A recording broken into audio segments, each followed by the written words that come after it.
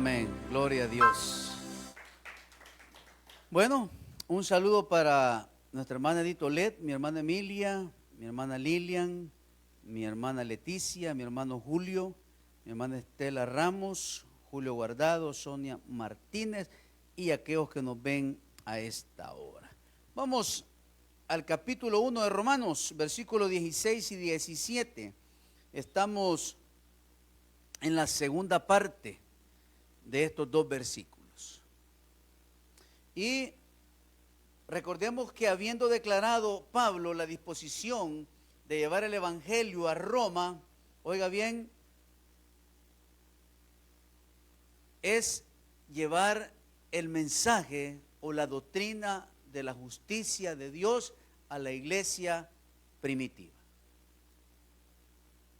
El jueves anterior vimos la definición del mensaje, vimos la eficacia del evangelio y vimos también el propósito del evangelio. Hoy vamos a ver el método del evangelio y el próximo jueves vamos a ver el instrumento del evangelio basado, oiga bien, en el versículo 16 y 17 de la carta a los romanos. Y dice la palabra: porque no me avergüenzo del evangelio, porque es poder de Dios para salvación a todo aquel que cree, al judío primeramente y también al griego. Porque en el evangelio la justicia de Dios se revela por fe y para fe. Como está escrito, mas el justo por la fe vivirá. Padre, te damos gracias, mi Señor, en esta hermosa noche de estudio bíblico. Oramos, mi Señor, para que seas tú hablando a nuestros corazones, que podamos aprender en esta noche más de lo que tú tienes preparado en esta hermosa carta, Señor, a los romanos. La justicia de Dios. Solo a través de Cristo hay salvación, y que la justicia se revela a través de Él. En el nombre de Jesús. Amén. Entonces, oiga bien, iniciamos hoy con el método del evangelio. Y habiendo establecido que el evangelio es poder de Dios para salvación, el apóstol Pablo procede, oiga bien, en el versículo 17 a explicar cómo Dios salva al hombre pecador. Es decir, cómo lo rescata de su estado, oiga bien, pecaminoso. ¿Por qué nosotros, o vamos a decirlo así, cada persona, oiga bien, que se gesta en el vientre de una mujer después que un óvulo es fecundado por un esperma, toda esa persona viene condenado a este mundo? Viene condenado, ¿por qué? Porque nosotros somos procreación. ¿Por qué somos procreación? Porque venimos ¿de quién? Del chango. No, venimos de Adán y Eva. Entonces, oiga bien, ¿quiénes fueron creados sin pecado? Adán y Eva fueron creados sin pecado. Dentro del Edén, oiga bien, el enemigo los engañó a través de la serpiente, oiga bien, y contaminó su corazón. Les hizo abrir sus ojos y poner en duda lo que Dios había hecho. Entonces, oiga bien, el apóstol Pablo quiere dejar entendido que todo ser humano necesita de Dios. Necesita la justicia de Dios. Necesitamos ser limpios de pecado. ¿Cuántos de ustedes más de alguna vez han visto, oiga bien, algún programa de talentos donde salen magos? Hoy estas personas, usted va a un lugar y yo quise conseguirlo, pero no pude. Y se llama el papel que usted le prende fuego y le hace ¡fuf! Y el papel, después que ha agarrado fuego, hermano, desaparece. Pues eso es lo que hace Dios con el pecado. Agarra el pecado, lo toma en sus manos y ¿qué hace? Lo quita de nosotros. ¿Cuál pecado? El que nos condena. El pecado de Génesis capítulo 3. Entonces, oiga bien, el apóstol Pablo quiere enseñarle a la iglesia que el evangelio es poder de Dios. ¿Para qué? Para salvación. Por eso, oiga bien, no hay nada ni nadie que pueda salvar al ser humano. Usted puede ser el hombre más millonario del mundo, pero si no se rinde a los pies de Jesucristo, usted nunca va a alcanzar salvación.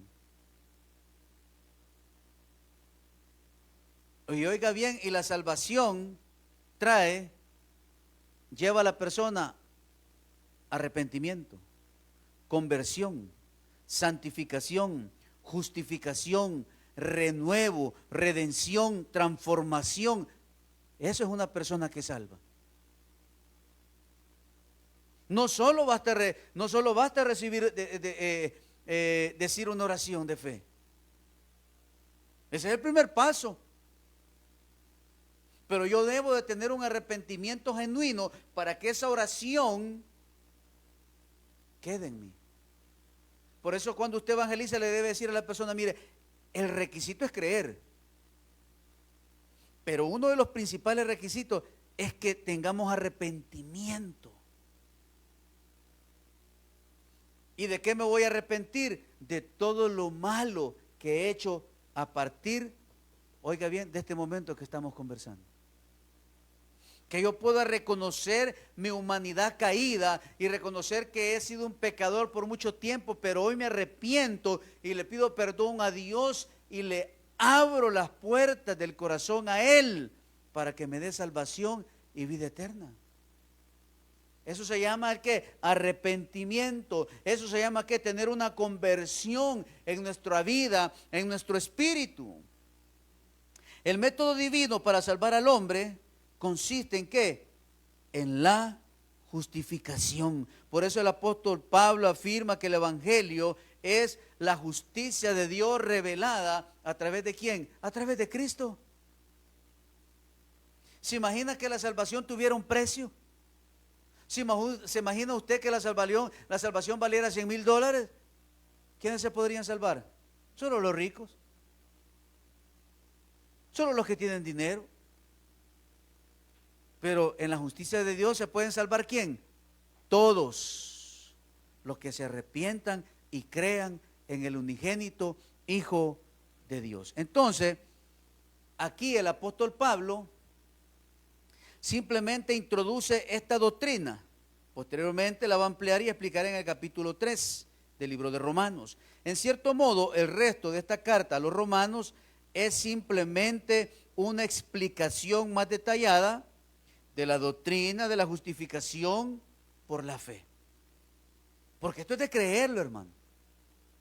Por eso es la doctrina de la justificación por la fe. Y la fe es creer en lo que no se ve. ¿Alguna vez hemos visto a Dios? No, pero creemos que existe. Creemos que Él es Dios. Porque en el Dios que usted hemos creído no es un Dios, es Dios. Y Él nos ha dado salvación a través de Cristo Jesús. En el versículo 17, Pablo presenta por primera vez la palabra que va a dominar el resto de la carta, y es justicia. Por ser un término tan importante, oiga bien, nos vamos a detener el método del evangelio para estudiarlo un poco más detalladamente.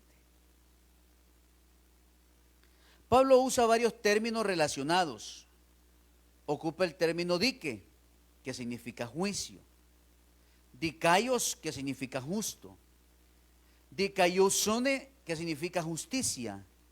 Y dikaio, que significa justificar.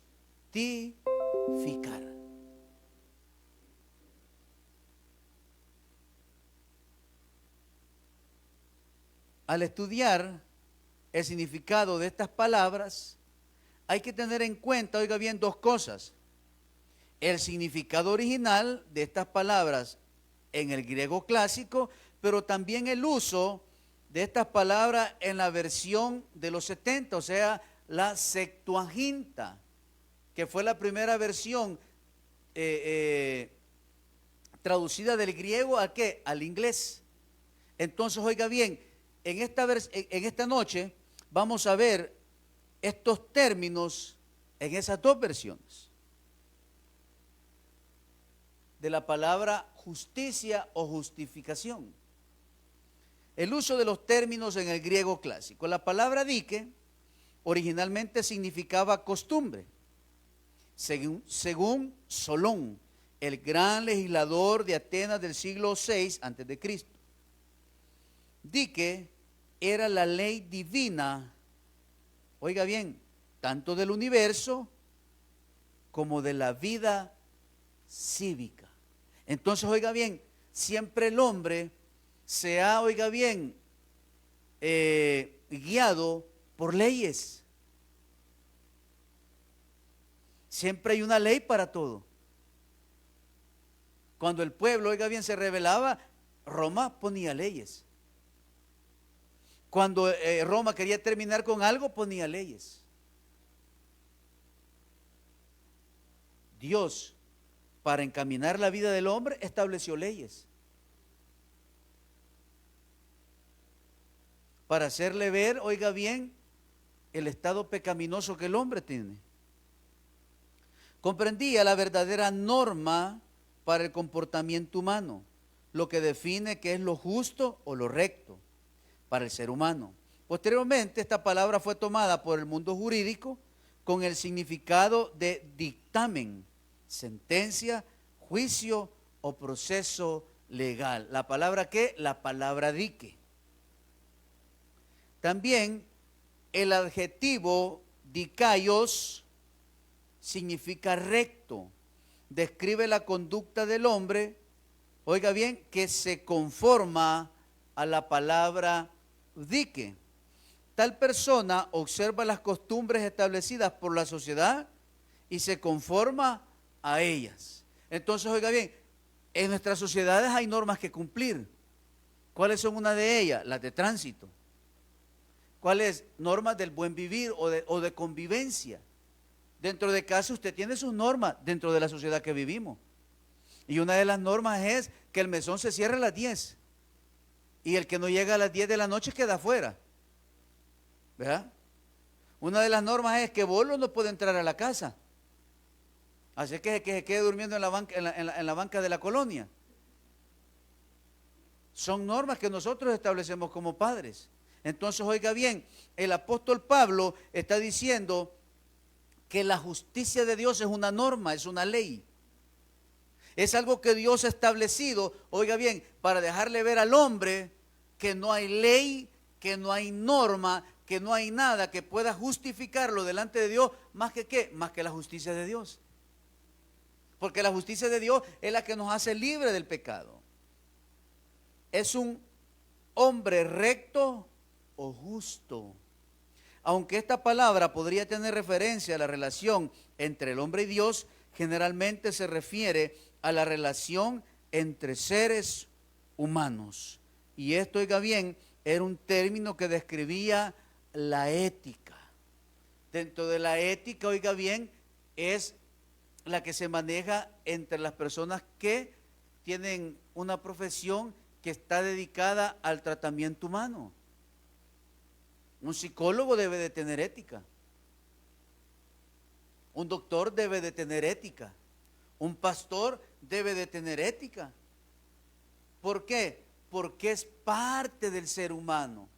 Pero hay pastores que no tenemos ética. La persona en confianza le cuenta a la oficina un problema y el pastor lo saca en el sermón. El doctor, la hermana o el señor ya están, oiga bien, con un cáncer avanzado y debería tener ética y quedarse callado. ¿Verdad? Las secretarias que están con los doctores deben de tener ética.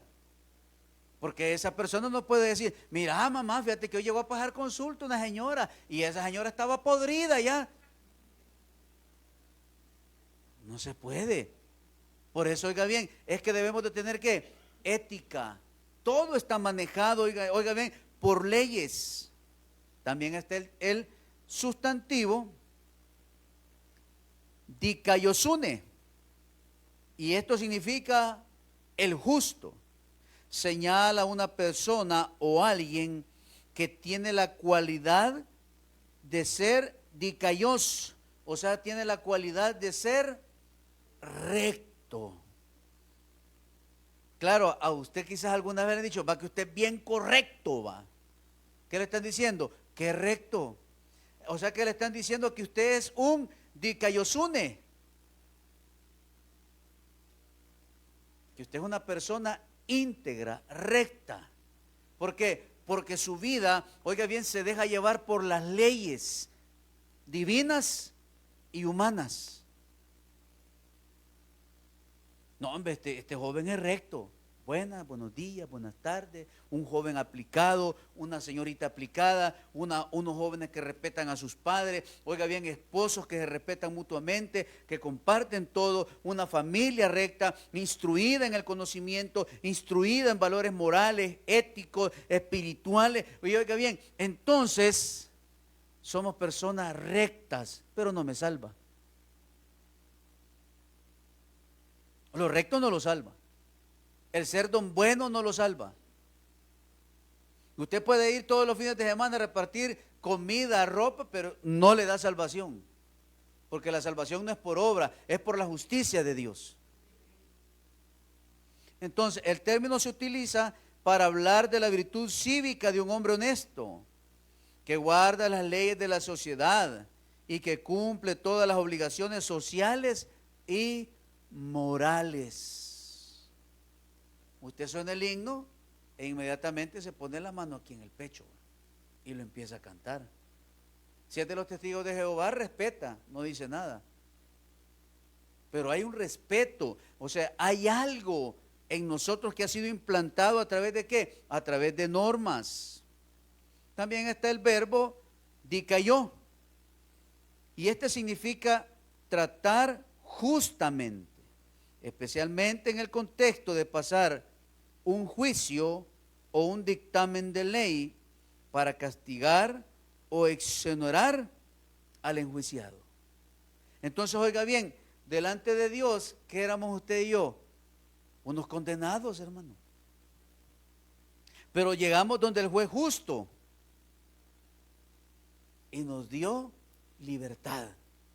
Y nos dio salvación y restauró nuestra vida espiritual a través de ¿qué? A través de su justicia. Porque la pregunta es, ¿tienen estos culpas que Adán haya pecado? ¿Usted tiene culpa que Adán y Eva pecaron? Entonces alcanzamos la justicia de Dios. Pero para alcanzar esa justicia de Dios debo de arrepentirme.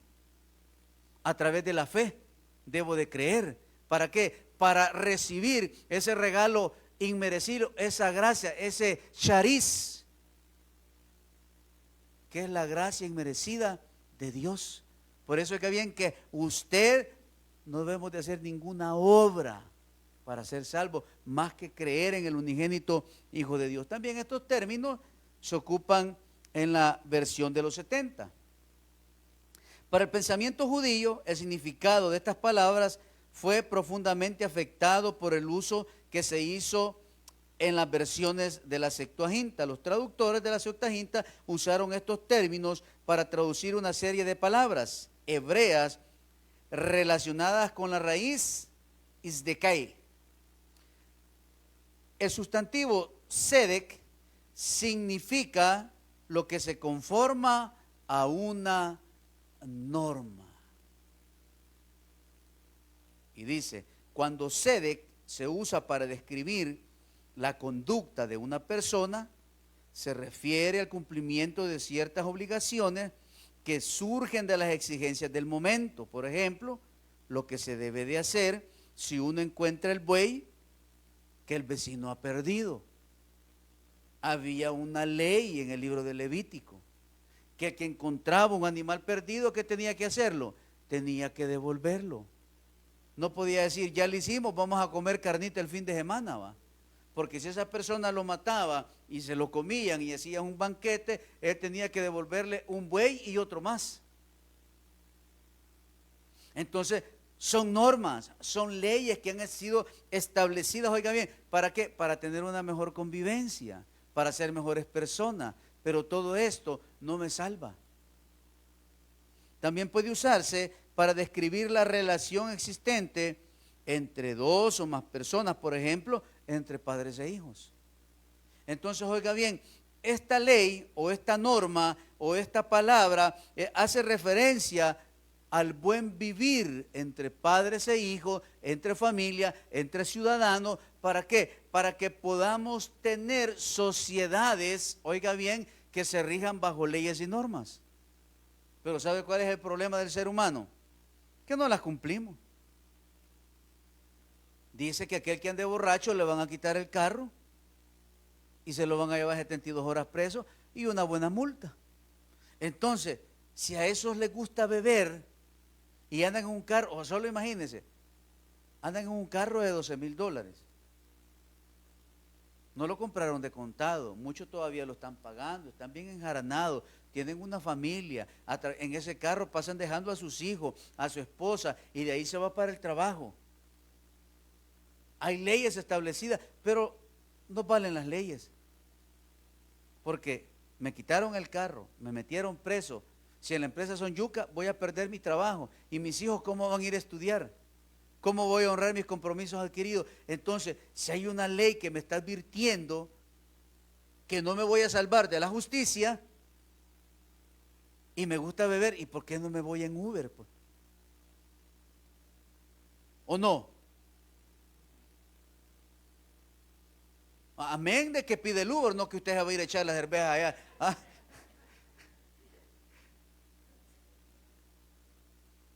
Pues para eso sirve la justicia de Dios.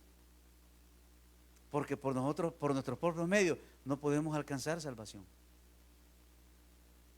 Entonces, hay leyes. Dice, el adjetivo, espérame, creo que el sustantivo, vamos a ver, entre padres e hijos. Este ya lo habíamos visto.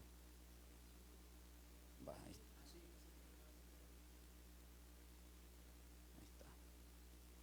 Cuando sedec se usa para describir la conducta de una persona, se refiere al cumplimiento de ciertas obligaciones que surgen de las exigencias del momento. Pues sí. Ahí está. En Israel, lo que más importaba era el comportamiento del hombre frente a las demandas de Dios, expresadas en su ley, demandas que surgían del pacto que existía entre Dios y el pueblo. Sedec en el Antiguo Testamento debe ser entendido mayormente en el contexto del cumplimiento del pacto. Entonces, oiga bien, el hombre sale del Edén, Dios le da estatutos que debe de cumplir, pero el hombre veía normal hacerle mal a otra persona. Entonces por eso Dios manda la ley, para que el hombre, para que el ser humano pudiera denotar en el error que estaba viviendo. Dios mandó a su Hijo a morir por la humanidad para que la sociedad vea el error, oiga bien, que estaban viviendo en ese tiempo, para que reconocieran que solo Cristo podía salvarles. Por eso, oiga bien, Juan el Bautista y Jesús le decía a los rabinos, sepulcros blanqueados. ¿Por qué? Porque conociendo la ley no la vivían. Porque habían hecho negocio. Y es por eso que la salvación no se puede vender. Ahí andan unas sectas en internet vendiendo la salvación, certificados de salvación que valen $500. Y la gente los compra. Y duran un año. ¿Por qué Martín Lutero, oiga bien, se encendió contra la Iglesia Católica? Porque él encontró, mas el justo por la fe vivirá. Leyendo la Biblia, hermano, leyendo el Nuevo Testamento, el justo por la fe vivirá. Entonces él comprendió que ya no había que pagar indulgencias. Él entendió, oiga bien, que no había que hacer rezos, que no había que hacer misas, que había que rendirse a los pies del Todopoderoso.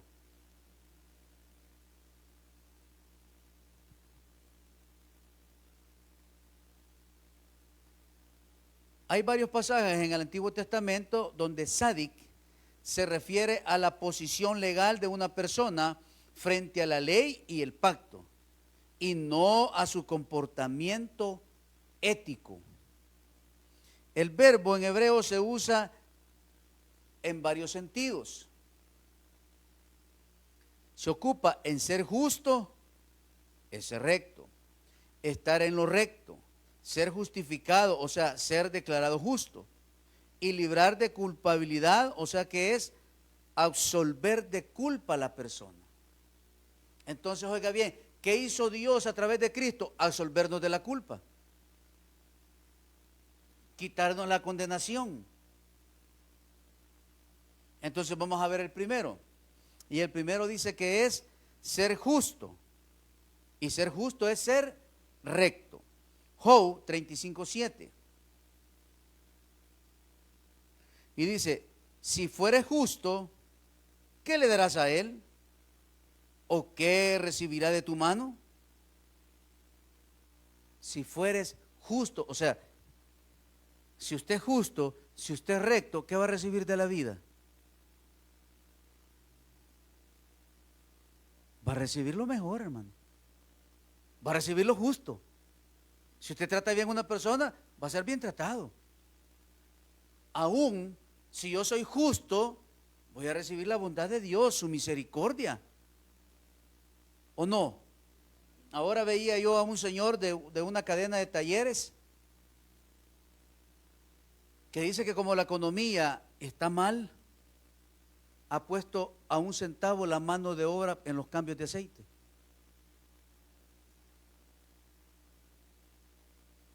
Y solo está cobrando el aceite. Y pues de mano de obra le cobra 1 centavo. Y dice él, lo estoy haciendo porque el pueblo necesita ayuda. ¿Qué está haciendo él? Está siendo justo. ¿Qué va a recibir él? Bendición de Dios, hermano. Así de fácil. Es una persona recta.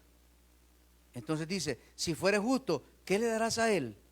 ¿Qué recibirás de tu mano? ¿Sabe qué le está dando él a través de esa ayuda? ¿Agradecimiento a los hombres? No, a Dios. Eso está siendo agradecido. No sé cuántas talleres podrá tener este hombre, y es aquí en El Salvador, hermano. Salmo 19:9.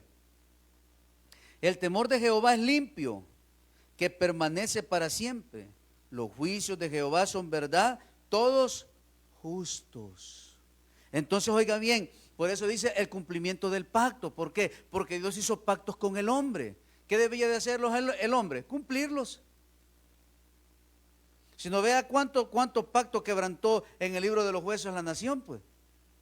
Venía el Señor y les decía, está bueno, voy a tener misericordia de ustedes, va, ya sufrieron mucho. Hoy solo fueron 10 años, va, los perdono. Y volvía el Señor a restaurarle, y a los 10 años volvían a caer, pues les van 15 más. Hasta que los loquillos que dijeron, queremos rey, para que nos guíe, y que no tenían los pactos porque no tenían la ley. Pero ¿cuál es el problema? Que no nos gusta cumplirlas. Vamos al siguiente. Número 2. Estar en lo recto. Génesis 38:26. Entonces Judá lo reconoció y dijo, más justa es ella que yo, por cuanto no la he dado a Sela mi hijo, y nunca más la conoció. Oiga, más justa es ella que yo. Estamos hablando de rectitud. Pero todo esto, oiga bien, está enlazado que nosotros como hombres debemos de ser rectos, debemos de ser justos, debemos de ser leales, debemos de ser buenas personas. Pero todo eso no va amarrado a una justificación de Dios. Número 3. Ser justificado, ser declarado justo. Salmo 143:2. Y no entréis en juicio con tu siervo, porque no se justificará delante de ti ningún ser humano. Porque el único que nos justifica con Dios, ¿quién es? Es Cristo. Isaías 43, 26. Hazme recordar, entremos en juicio juntamente, habla tú, ¿qué dice? Para justificarme. Y también la palabra es librar de culpabilidad, o sea, de absorber de culpa a alguien. Y llega el diablo y dice, este es culpable, este viene de Adán, este es mío, este está condenado. ¿Y qué dice Jesús? Estaba condenado, pero yo lo absolví de esa culpa y ahora es libre, y ahora es salvo. Éxodo, de palabra de mentira te alejarás y no matarás al inocente y justo, porque yo no justificaré al impío. Deuteronomio 25:1, si hubiere pleito entre algunos y acudieron al tribunal para que los jueces los juzguen, estos absolverán al justo y condenarán al culpable. Entonces, oiga bien, todos aquellos que mueran sin Cristo van a ser culpados. Pero todos aquellos que mueran con Cristo vamos a ser absorbidos ¿de qué? De la condenación eterna, hermanos. Entonces, oiga bien, el apóstol Pablo está llevando el mensaje de la justificación, haciéndoles entender que solo la justificación de Jesús puede redimirles, puede cambiarles, puede transformarles. Y oiga bien, y que nada de lo que está alrededor de ellos tiene que ir amarrado a la justificación de Dios. Por eso yo le digo, el cristiano ya no debe de guardar el sábado, porque Él es nuestro reposo, porque nosotros estamos bajo la gracia, nosotros no estamos bajo la ley. Por eso es que nosotros no tenemos que andar haciendo rezos, nosotros no tenemos que andar adorando imágenes, porque ahora nosotros ya tenemos una conexión directa con el Padre a través de Cristo. Oiga bien, yo encuentro ilógico de que yo me pueda comunicar directamente con Dios, porque Cristo ya me dio el enlace y se rasgó el velo y ahora usted y yo tenemos entrada al lugar santísimo celestial libremente. ¿Por qué tengo que ir yo a una imagen a pedirle?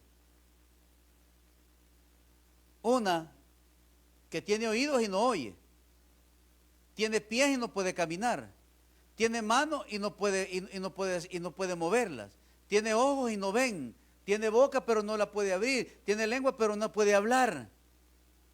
Entonces, ¿cómo es que esa imagen se va a comunicar con Dios?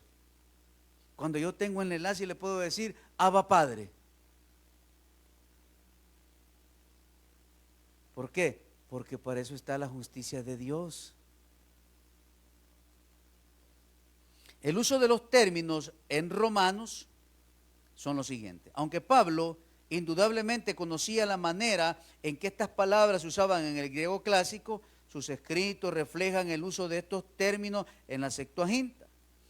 Esto es especialmente el caso cuando consideramos el uso del verbo dikaió. Este verbo ocurre 15 veces en Romanos y nunca se usa en el sentido del griego clásico, es decir, en el sentido de tratar justamente. Más bien, Pablo usa el verbo en el sentido en el cual se encuentra en la Septuaginta, es decir, de absorber, o sea, de librar de culpabilidad. Por eso, oiga bien, el cristiano, cuando viene a Cristo, ya no se debe de sentir culpable de su pasado. ¿Por qué? Porque Cristo ya nos absorbió de ese pasado. Entonces, alguien que antes de Cristo hizo muchas cosas malas y ahora viene al perdón, es justificado, es perdonado, renovado, redimido, transformado, santificado y vive en una santificación progresiva, ¿por qué se va a sentir mal por el pasado? Si Cristo ya me perdonó.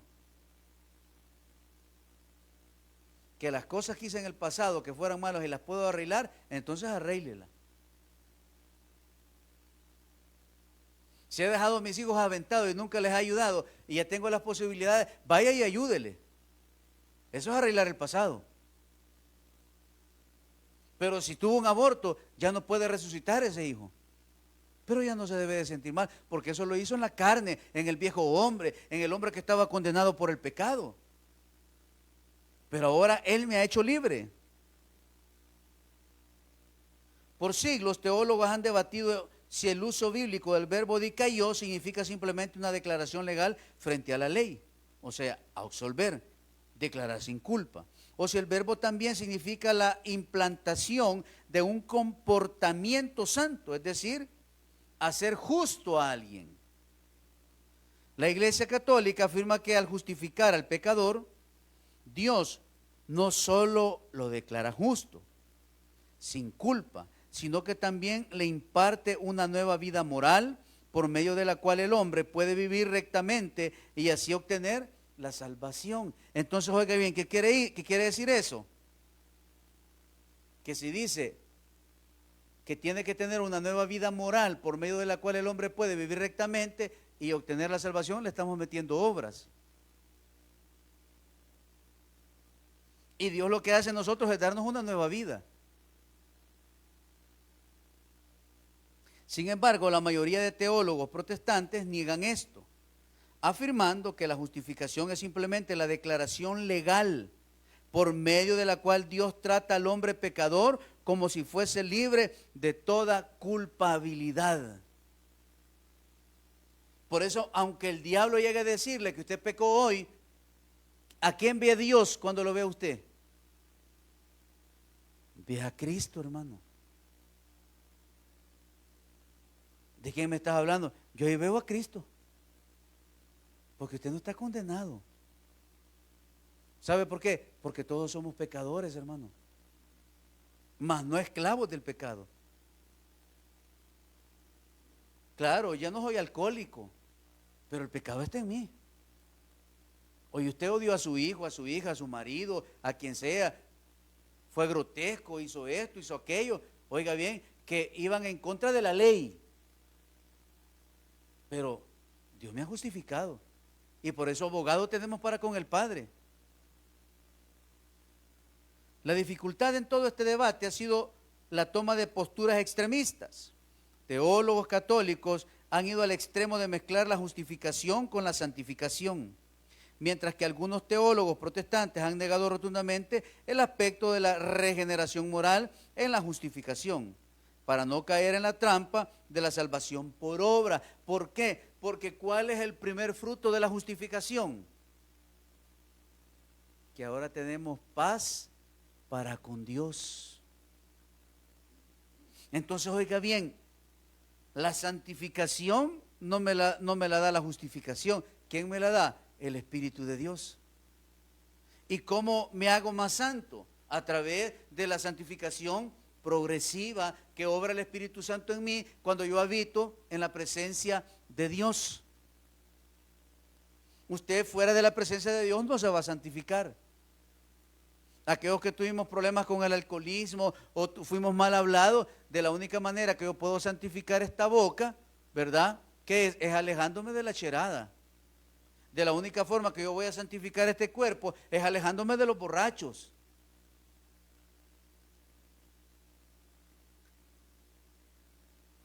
El balance bíblico es afirmar que, por un lado, la justificación es simplemente una declaración legal de parte de Dios, por medio de la cual Él absuelve al pecador de toda culpabilidad.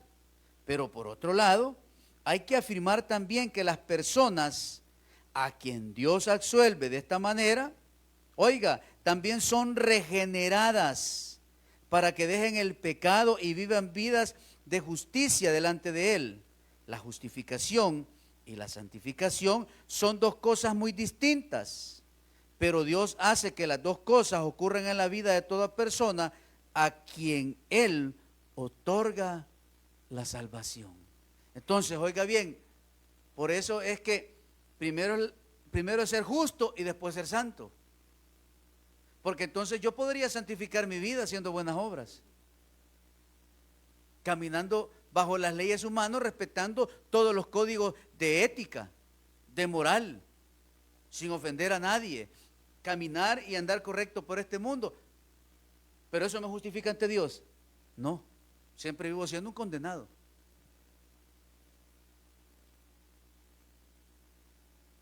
Y es lo mismo que yo podría decir: yo soy rico, maté a 20.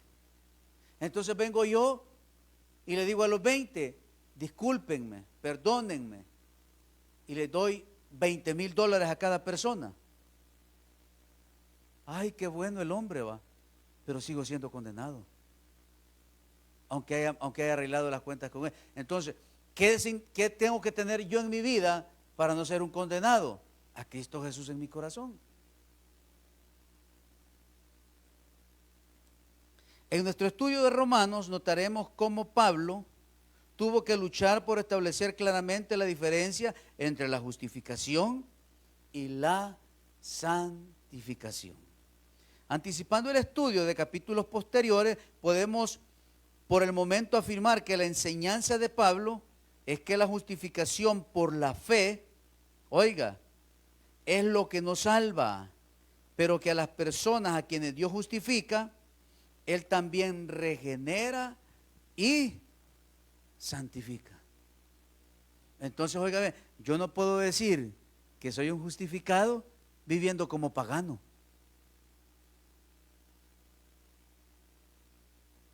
Porque si yo digo que he creído en Dios, soy justificado. Entonces, si soy un justificado, ¿quién habita en mí? El Espíritu de Dios. Entonces, el Espíritu de Dios, ¿a dónde me va a llevar? A la santificación de mi cuerpo, de mi mente y de mi corazón. Pero si yo digo que he sido justificado a través de Cristo, pero si sigo llevando una vida pagana, no soy cristiano. Me hicieron creer que soy cristiano a través de una oración, pero no soy un hijo de Dios. Entonces el apóstol Pablo trae la enseñanza de la justicia de Dios por la fe y para fe. Entonces, ¿a qué nos lleva esto? A vivir en purificación todos los días. La alabanza dice: purifícame y lávame, renuévame, restáurame con tu poder. ¿Quién hace eso? Dios. ¿A través de quién? De su Espíritu. Y oiga bien, y esa alabanza cuando dice: ven, Espíritu, ven, ¿de dónde va a venir? ¿Ah? Del corazón. No va a venir del cielo, si Él ya está en usted. Usted lo está llamando: Espíritu, ven, restáurame, transfórmame, moldéame a tu imagen, quita todo lo que esté en mi corazón. El Espíritu que está aquí, ve. Entonces, oiga bien, el apóstol quiere dejar porcentuado que el Evangelio es poder de Dios para salvación. Y nos vamos a quedar aquí, en el literal de la justicia de Dios. Entonces, el mensaje principal del libro de Romanos es la justicia de Dios. Y oiga bien, y es necesario que como cristianos entendamos la justicia de Dios, para no meterle nada a la justicia de Dios, sino que saber que somos justos por Él y nada más. ¿Por qué? Porque solo en Cristo somos más que vencedores. Dele un buen aplauso al Señor en esta noche. Padre, te damos gracias, mi Señor, por tu palabra. Gracias por hablarnos al corazón. Gracias, Dios, porque seguimos aprendiendo de estos dos versículos 16 y 17 del capítulo 1 de Romanos. Señor, agradecidos estamos por tu amor, por tu bondad. Agradecido Dios por las provisiones, agradecido por los milagros, agradecido Dios porque nos das la oportunidad de poder venir a tu casa a cantarte, a adorarte, a exaltar tu bendito nombre, a exponerte nuestra necesidad, nuestro dolor, nuestra aflicción, a decirte cuánto te necesitamos y a decirte gracias por habernos justificado delante del Padre y habernos dado vida eterna y haber puesto tu Espíritu en nosotros para que nos libre del pecado, de la condenación, que nos lleve a una santificación progresiva y a vivir una vida digna delante de ti. Señor, ponemos desde ya el culto del día de mañana, de noche de fe y de milagros, que mañana tu gloria se pueda derramar sobre este lugar, que mañana traigas a la Grey, Señor, a buscar de ti, que podamos reunirnos, Dios, a cantarte, a adorarte, a clamarte, Señor, a exponerte nuestras necesidades, pero también para decirte gracias, Señor. Gracias por tu bondad, gracias por tu amor, gracias por tu misericordia. Señor, llévanos con bien a nuestros hogares. Señor, líbranos de todo peligro, de toda adversidad. Señor, oramos por la vida de Blanca Alférez, de Cecilia Tarres, de Emilia Funes, de Cáliz Cardosa, de Cristina Paredes, de Isabel Espinosa, de Noemí Alas, Estela Chacón, Yolanda Martínez, Leticia Ramírez, Estela Llanes, Miguel Llanes, Lorena Chicas, Marixa de Aguirre, Guadalupe de Ayala, Rocío Llanes, Karen Alberto, Carlos Pocasangre, Carolina Morán, Francisco Javier Rivera, Ana María Lila, Vicente Palencia, Erika Martínez, Manuel Monje, Señor, Julieta Monje, que seas tú obrando un milagro en cada uno de nuestros hermanos, que seas tú, Señor, extendiendo tu mano poderosa, tu mano sanadora sobre cada uno de ellos, que tu espíritu, que tu unción, Señor, se derrame sobre sus cuerpos y que esas enfermedades sean echadas fuera en tu nombre. Gracias, Dios, por esta hermosa noche. Llévanos con bien, en el nombre de Jesús, amén y amén. Dele un buen aplauso al Rey. Nos vemos mañana, 6 de la tarde, noche de fe y de milagros.